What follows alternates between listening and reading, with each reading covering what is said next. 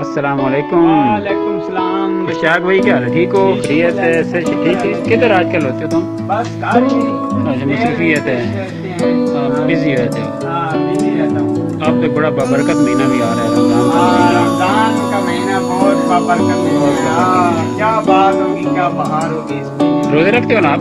روزے نہیں جی، روزے نہیں رکھوں گا۔ کیوں؟ روزے بھوک بہت لگنی ہے جی، اس لیے اترے ہی پکا نہیں ہے۔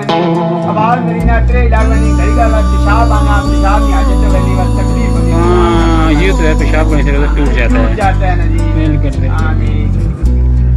اور رات کو تو آؤ گے نماز تراویح پر؟